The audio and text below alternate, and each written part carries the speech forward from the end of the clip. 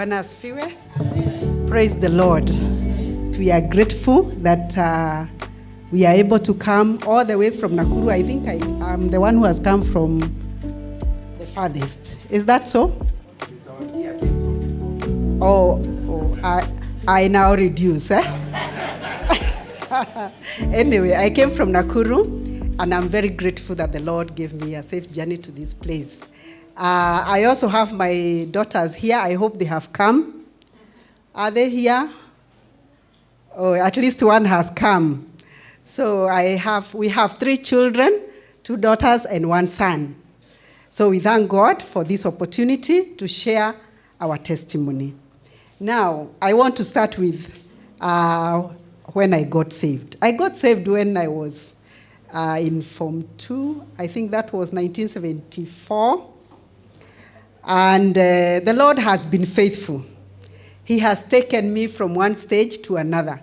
But the way I got saved was very interesting, because in my home, nobody knew.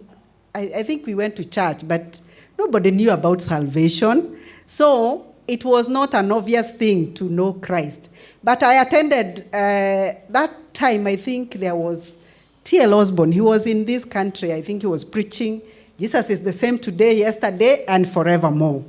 And I attended one of the crusades. Although I used to go to church, not much of salvation was being preached. So that day, he called an altar call. And before he called an altar call, he asked for those people who are sick. You know, I know miracles are performed. But that day, I saw somebody who was blind. I knew him. He was my neighbor. I saw him see. Wow. And I said, Yani, this is true. Of course, I knew that the miracles are there in the Bible. But T.L. Osborne said, you can be able to see. You can be able to see as Jesus preached yesterday, today, and forevermore. So he's the same. And when that man started seeing, he was so excited. He actually jumped from one place to another. You mean this is the way the world is? He was very excited. And that day made me know I also must confess Christ. If he can do this, then he can turn around my life. And I was very small, but I knew that when I become a Christian, he will do great things for me. And so I went in front, I raised my hand, and I was prayed for. But do you know, after that, when I went to high school, I thought that was not a wise idea. So I stopped going to the Christian Union. Then I thought twice. One day we had a teacher. You know teachers, I'm a teacher by profession. Teachers are very powerful. So one of the teachers said that those of you who are not Christians should not appear in my class, because I think one time we had eaten maize from the shamba of the school and we were punished. So the teacher said, all of you who are thieves, because according to him we were thieves, should not enter my class. He was a Christian, but that was not good, because you don't behave like that as a teacher. But we remained outside. So as we knelt outside there, I prayed, God, you know, when I went to T.L. Osborne's meeting, I got saved. So I raised my hands and told the teacher, I have stopped backsliding. Now I am a Christian from today. Can I enter the class? And I entered the class. And I remember the verse the teacher gave me. He gave me 2 Corinthians chapter 5, verse 17 and 18. That when you become a Christian, you become a new. And from that day, the Lord has been faithful. Amen. So that is my testimony about salvation. That's how I got born again. And I would pray that those of us who are Christians, let's walk the talk, because the word of God is true. I've seen many more miracles. From the one of the man who was blind to date, I've seen very many. And the Lord is faithful. So that is how I got saved. Now, about the praiseworthy things that I have seen in my life. Now, when I went to school, of course, finished and went to Kenyatta University, became a teacher. Then later on, I met this man called Kimani that is not here, and got married. I think many of us here know each other before we got married. Like Mary, I think we related a lot when I was teaching at high school for the blind. That's where I was posted first. So when I got married, because this is also important to share, there are things that we go through. Mrs. Wangia has shared something about house girls. I still remember some of the things I went through. One time when we got married, we were a young couple and we got our firstborn. She's here, she's Wangoi Goge. We got a house girl who was a bit crazy. You know the way people bring you house girls from wherever? We were brought a house girl. And this girl, she used to be very interesting. That is something that I still remember how God performed a miracle for us. This girl would hold the tea and pray for it. Hold the thermos and pray. So at first I asked myself, what is this? How does somebody behave like this? I thought she was really a great Christian. So as time went on, she started giving me stories. You know, that time my baby was very small. So I was on leave. I've just gotten the baby, so I'm at home. And we are with her most of the time because we are just the three of us, me, my daughter, and my husband. But when my husband goes to work, I'm left alone with this house girl. She was her first house girl.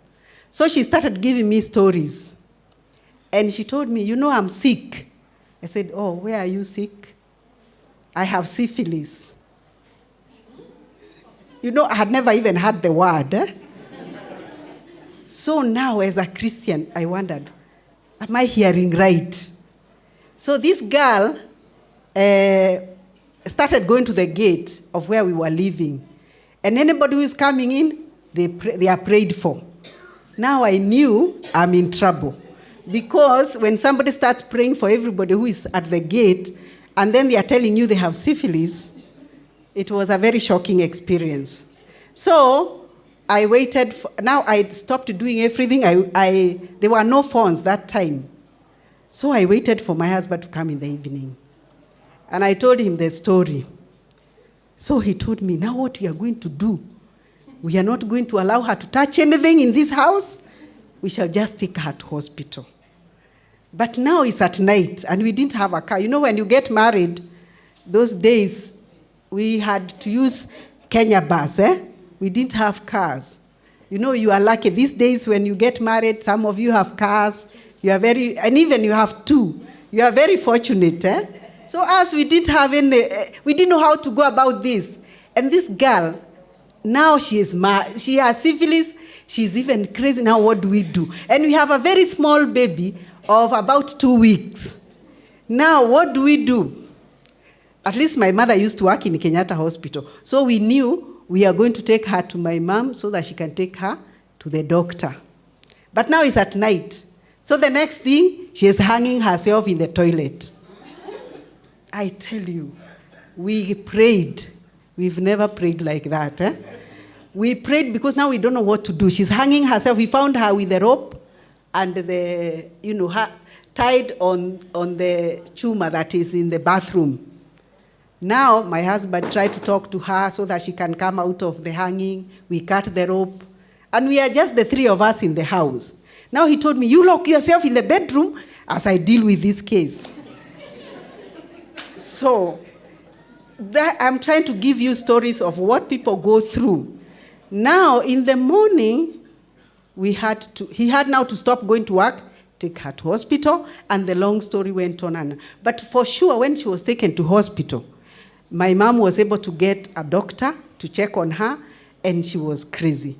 Now, when you get house girls, because you will look for them, be careful. Because now, that thing taught us we have to be very careful whom we bring into our house. You know, we are telling stories, isn't it? So that is one of the issues that really helped us to now start praying for house girls. Before we employ somebody, we had to fast and pray. Because we were very scared that you can get a mad person and then leave your child with. Another thing that makes us, now the other thing is that, what is your anchor as a Christian? Fortunately, my husband is not here. I'll share more because we are entitled to 20 minutes. So I will make sure I use his minutes, isn't it? And mine. Anyway, I'll not take so long. I will not bore you so much. Another one that, double portion. Another thing that helped us to actually draw closer to each other is when we were faced with the issues. You know, pesa ilikuwa kidogo sana when we got married. You know, as a graduate, ulikuwa unapewa only 2,400 as a teacher. You know me, I was a teacher. So the money was very little. And then him, because now he was better off than me, I think he used to earn maybe 4,000. Hey, do you know that was a lot of money? But now, that made us very, very careful about our money. We never had those, what do you call them? Joint account, no. You know the trust that you have with each other. Those things don't matter. Because I know his salary, and after all, government pay slips, are they secret? Everybody knows what you earn. Even if you want to be secret now, you are in whatever job group, everybody knows. But that was not the issue. The issue was, we don't have to have a joint account. We know what we earn and what we want. So we sit down, we pray together, we ask, now, can we afford a car? I tell you, the day we bought a car, we went around the whole of Nairobi. We were feeling great because we were able to buy and you know how much loan we had taken? I think 100,000. It was a lot of money. But cars were not expensive. We bought a car at, I think, 50,000. But not like today. You know, today you have used cars. You could only buy a car from a factory that is disposing or somebody who has an old car. So I want to encourage you that little money, you plan with it. Don't despise it. We didn't despise it. So that day when we bought the car, we were really feeling great that we were able to save and buy a what? A car. And you see, to us, it was such an achievement because we had taken time to pray about it. And then let me tell you another story that was interesting. When there was World Cup, you know World Cup, the people who owned TVs those days were very few. So we used to move from one house to the other in the evening to see World Cup. Because now, you know, you have to support your husband. Me, I didn't like football, but he was so keen. So I used to tell him, but today we don't go to so-and-so because we didn't have a TV.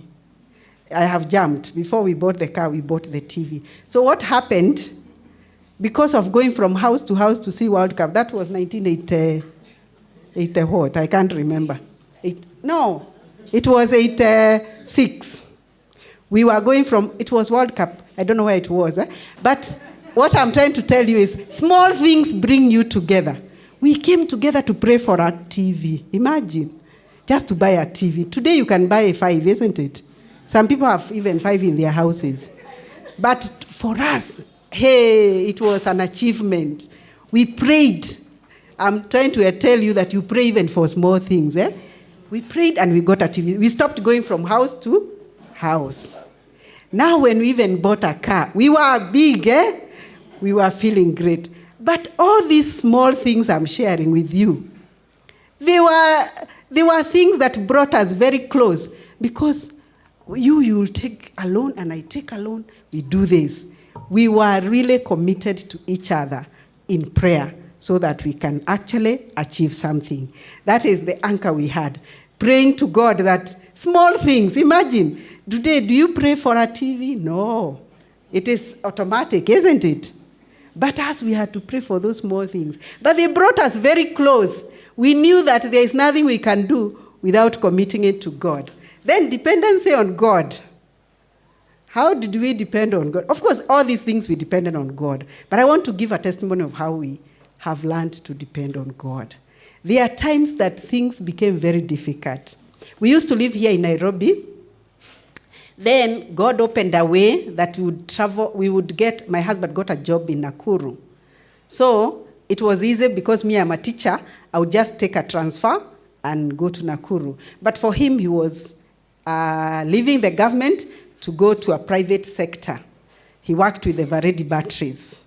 So that was also another prayer answered, because we used to pray that one of us should leave the government and get into private sector. And so my husband got a job in Nakuru, and it was so hard for us to decide, how do we leave Nairobi now, go to Nakuru? We didn't know how Nakuru is. Our children were small, but we felt, since we have prayed and God has opened a way, I think we can go. But before we went to Nakuru, Focus came and asked my husband to go and join Focus. Then he said, I remember it is John Wathanga who came. He told us, we want you to come and work for Focus. Then my husband said, me, I've already gotten a job in Nakuru, so please go and look for somebody else. And he gave suggestions of the people that should be looked for, not him. Because after all, you have gotten a good job in a private sector, paying very well. And now here is Focus calling with very little money. We are supporting Focus, and how? Then he said, let's pray. Maybe the Lord is saying something different. And those things brought us together again. We prayed, but he still said, I'm still going to Nakuru. Okay, we went. And he joined Everready. And me, I got a school to teach in Nakuru. So we stayed in Nakuru, serving. Of course, we have forever served in Focus. Even when we are not there, we are still part of it. So in Nakuru now, we became very committed, but he was working with Everready. But as he worked there, it was good. At first, it was very good. Actually, we really enjoyed. But after some time, things started changing. And we could tell things are not good in the company. You know, when this issue of a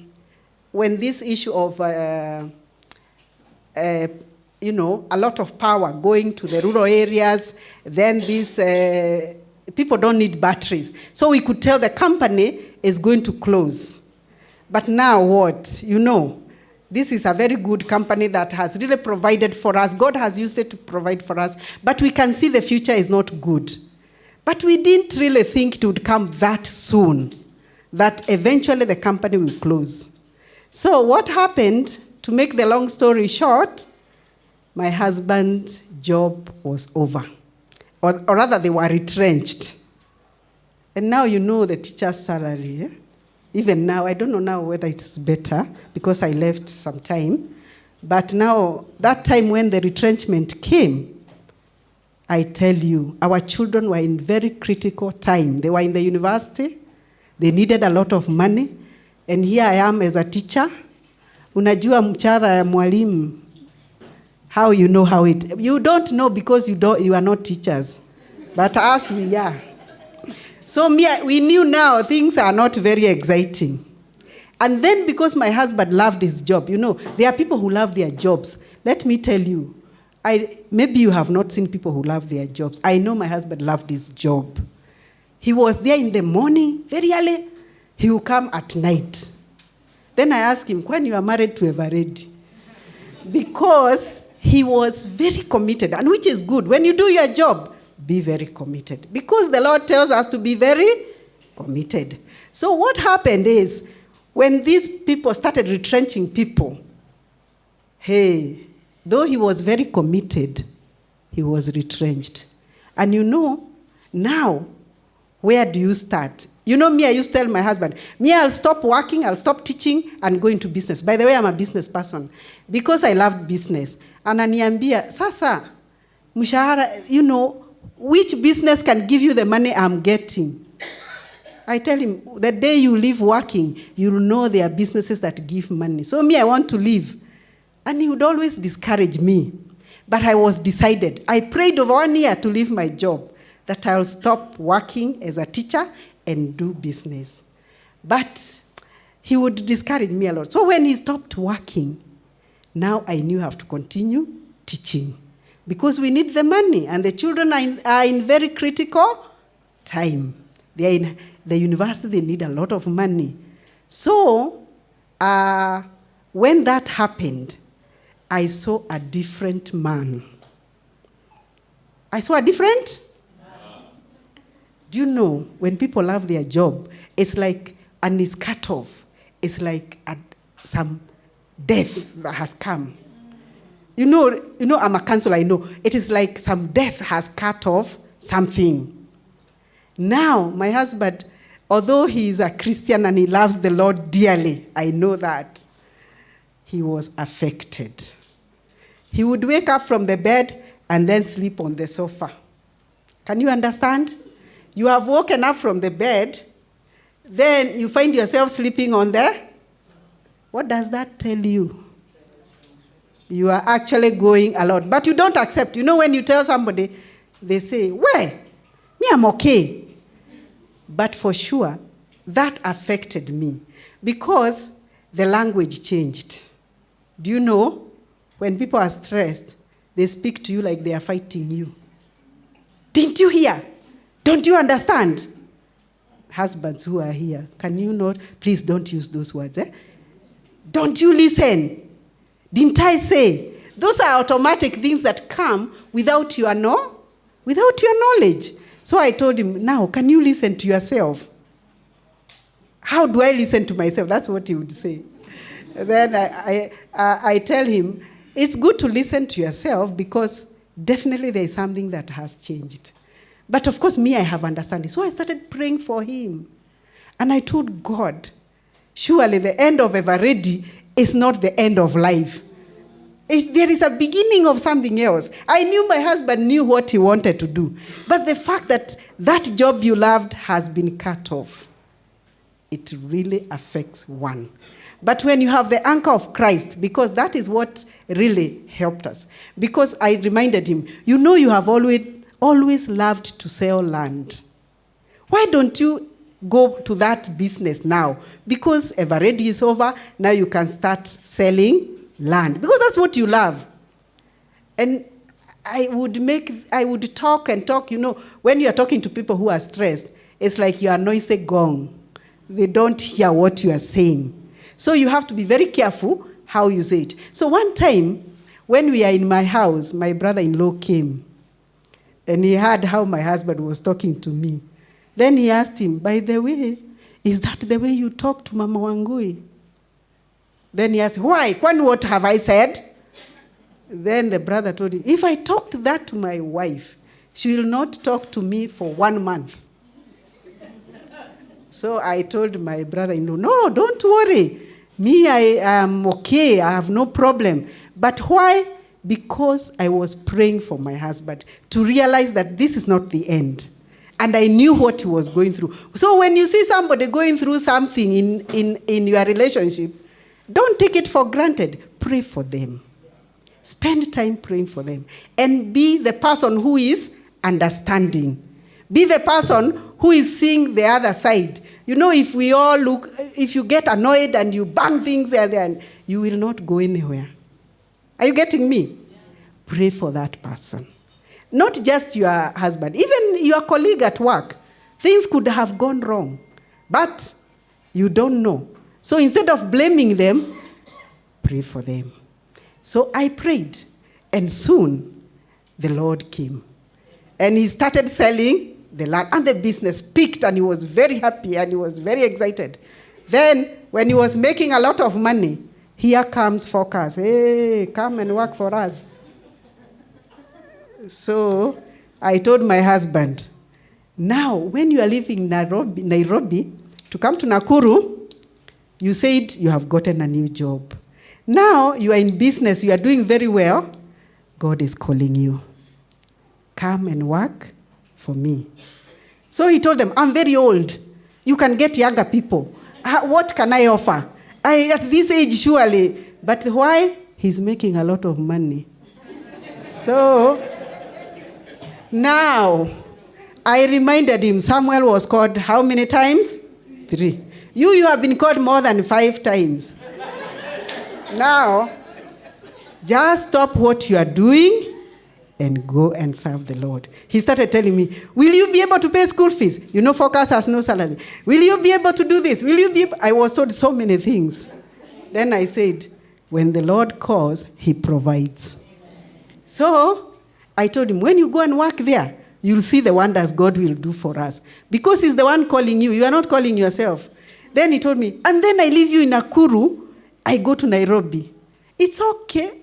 All the children are in Nairobi. You stay with them. Me, I'll stay here alone. And we talked, and finally he said, okay, I surrender. I'm going. So he said, but you know the money I've been making. I told him, don't worry. The Lord has silver and gold. And for sure he left.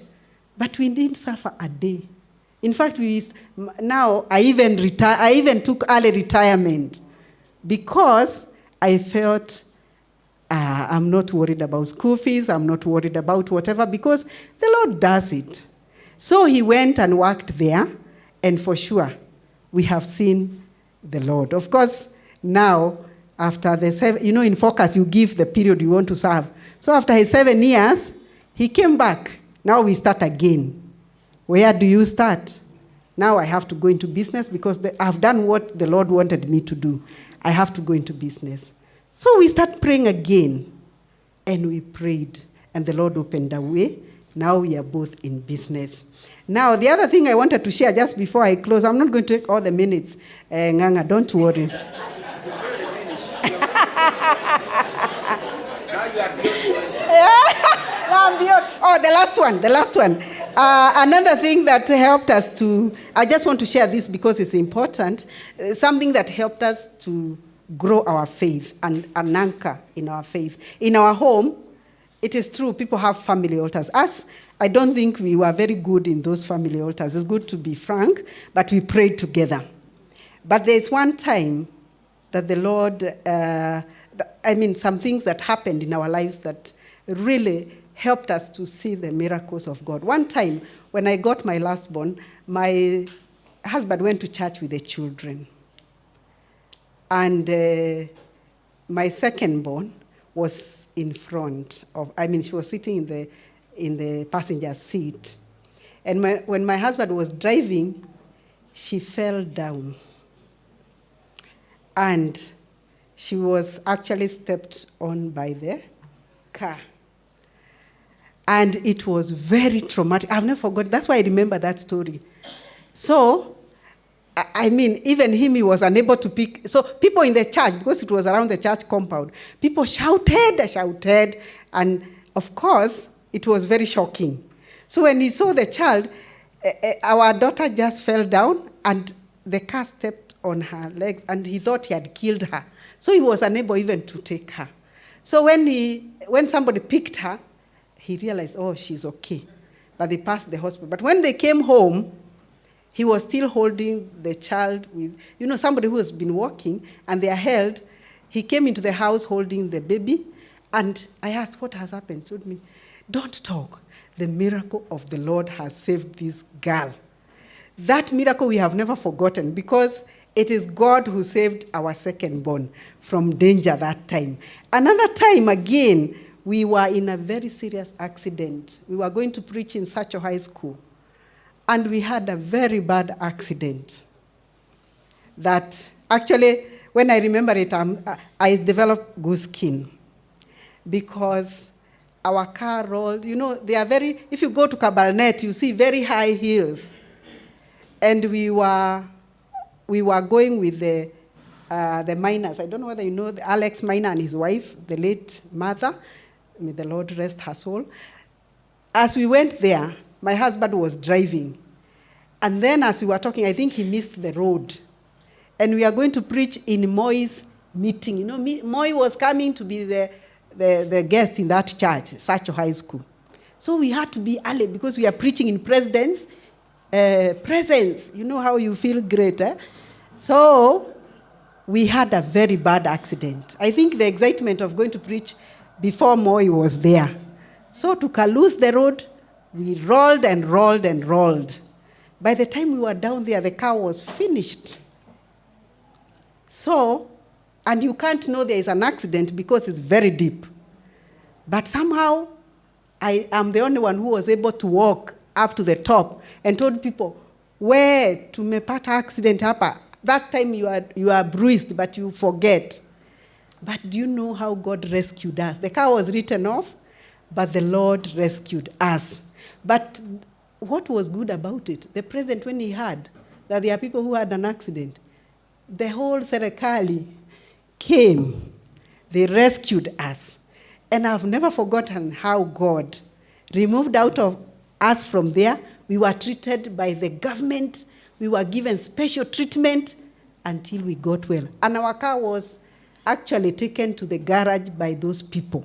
So that's a testimony I've never forgotten. So when we tell the stories of how God has been faithful, we can only say he has been Ebenezer. May the Lord bless.